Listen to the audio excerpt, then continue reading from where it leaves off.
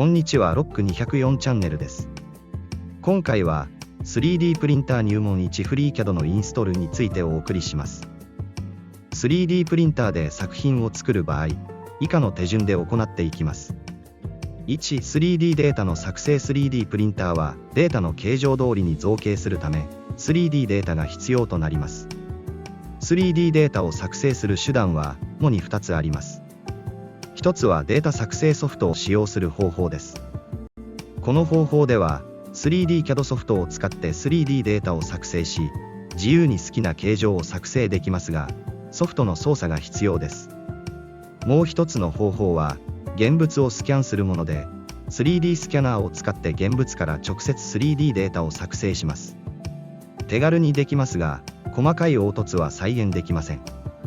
2.stl データへの変換、造形確認。作成した 3D データを 3D プリンター用の STL 形式に変換します。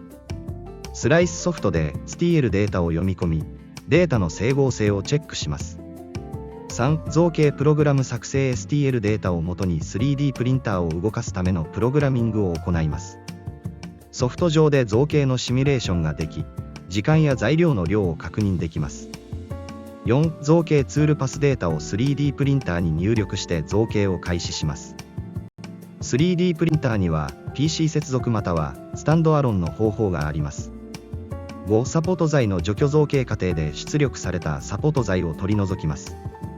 6、仕上げ処理。仕上げ加工。造形物の段差をなくし、美観を追求します。3D CAD ソフトまたは DCG ソフトを使用してモデリングする方法には、3D CAD ソフトまたは 3D スキャナーを使用しモデリングを行っていきます。3D CAD ソフトは正確な寸法を記入しながら立体形状を作成するため使用されます。この方法は機械設計などの分野で広く活用されています。3D スキャナーを用いて現物を取り込む方法は、手作業で作った製品や手書きの図面から製造したものなどのような 3D モデルのデータが存在せず、なおかつ過去に作ったことのある製品を 3D モデル化するために適した方法です。今回は無料で使える 3D CAD ソフトフリー CAD の使用方法について紹介します。最初にフリー CAD のダウンロードについて説明していきます。スライドのアドレスよりダウンロードサイトを表示してください。このソフトで使用できる機種は Windows、Mac、Linux が該当します。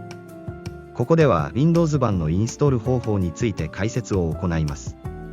Windows 60ビットインストーラーをクリックすると、下に示すインストーラーがダウンロードされます。ダウンロードされたインストーラーをダブルクリックすると左の画面が表示されます。次へをクリックすると、使用許諾契約が表示されますので、これを読み、次へをクリックします。この画面では、ユーザーの選択を行います。インストールするコンピューターを使用する全員にインストールする場合には、そのまま次へを押してください。自分のみにインストールする場合は、下のオプションをクリックし、次へをクリックしてください。次はインストール先の選択です。C ドライブに十分な記憶容量がある場合には、そのまま次へを押して構いませんが、容量が不足している場合には、参照ボタンを押して容量の大きいドライブを選択し、新しいフォルダーの作成を押し分かりやすい名前でフォルダーを作り、OK ボタンで次へ進みます。次は構成要素の選択です。